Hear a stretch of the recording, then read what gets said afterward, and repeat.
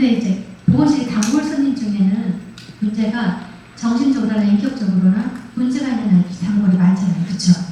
그런 애들이 문제예요. 이런 아이들은 교육적 사랑을 해야 돼요. 저도 제가 원래는 인성교육 관심이 없었어요.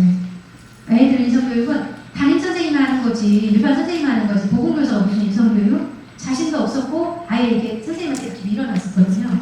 그렇던 저에게 큰 사건이 하나 있었어요. 인성교육을 하지 않았는데 그 사건이 있었는데 뭐냐면 그 아이 이름을 미나라고 할게요. 미나 사건인데 그 학교에서 제가 그냥 4학년이었어요. 근데 미나가 1학년 때 내가 그 학교를 갔는데 제가 1학년 때 운동장에서 큰 상처가 나가지고 무릎 위에 막 깊은 상처가 났어요. 여학생인데 미니스커트를 입어야 되는 걱정이 돼서 이제 성형외과로 얘를 데려가면서 부모님 오시라고 했죠. 근데 나중에 보니까 젊은 아빠가 왔어요. 근데 일찍이 엄마하고 헤어지고 혼자서 그 동생하고 둘을 케어하더라고요. 근데 어설퍼요 엄청. 그러니까 제가 마음이 짠하더라고요. 그래서 그때부터 내가 이 미나를 정성껏 친절하게 대해줬죠. 그렇게 4년이 지나고 나니까 얘가 껌딱지가 됐어 저한테. 그래가지고는 집착을 하는데 매일 오고 매 시간 오는데 올 때마다 여기 머리 아파요, 배 아파요, 막 돌아가면서 올라가게 하면서 되게 아프다고 해요. 그리고 그냥 말하는 게 아니라 선생님 약을 주면 이거 먹어도 안 맞아요. 치료해 주면 이래도 안 돼요. 이렇게 부정적으로 얘기하면서 막 긁어요 저를. 내가 나중에 얘가 오는 게 너무 스트레스가 되는 거예요. 그래서 내가 학교를 그만두려고 했었어요.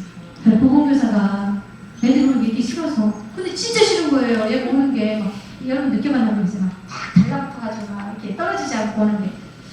고민을 엄청 하다가 이제 제가 그쯤에 인성교육을 접하게 돼서 인성교육 선배님한테, 선생님들한테 여쭤봤어요. 저 이런 아이가 있는데 어떻게 해야 될까요? 그랬더니 선생님께서 표면적인 사랑을 해주셔서 그래요. 그 아이의 인격을 성장시켜주는 교육을 안 해서 아이가 성장이 안 돼서 그런 거라고. 이제는 교육적 사랑, 2차적인 사랑을 할 때가 됐어요. 이렇게 얘기를 하더라고요. 저 표면적인 사랑을 1차적인 사랑이라고 하거든요. 라고 형성하는 거. 그 다음에 그 아이를 성장시키는 걸 2차적인 교육적 사랑이라고 말을 해요.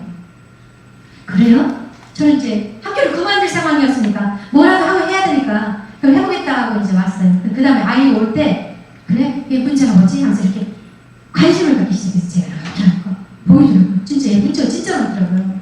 보니까 굉장히 이기적이에요. 애가 자기만 사랑해달라고 하고 그러니까 친구들이 없어요. 그럼 혼자 맨날 보건실 오는 거 저한테 매달린 거예요. 그리고 부정적이고 아까 말한 것처럼 매사에 부정적이고 또 거짓말을 그렇게 잘해요. 그러니까 친구들이 싫어하는 거예요. 화도 잘내고 이런 문제점이 있었더라고요. 그래서 그 다음부터는 교육적인 사랑을 해야겠다. 우리가 지금 계속 배웠잖아요. 자, 이기적인 사람은 돕고 위하는 사람으로, 부정적인 사람은 긍정적인 사람으로, 거짓말하는 정직한 사람으로 계속 올 때마다 대화를 해줬어요. 그리고 얘가 어떻게 또 변했나 보려니까 또 제가 이렇게 관심을 갖게 보니까 마음에서 그냥 사랑이 가더라고요. 관심을 가지면 그 걔를 싫어했던 마음은 어느 순간 사라지고 막 기대가 되죠. 얼마나 변했을까 기대가 되면서.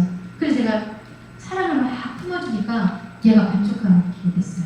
그러면서 선생님이 나를 사랑해주니까 보답을이라고 하듯이 제가 얘기하는데 그대로 가서 실천하는데 제가 여태까지 대화한 사람 얘처럼 이렇게 열심히 실천하는 사람 본 적이 없어요. 엄청 열심히 실천하는 거예요.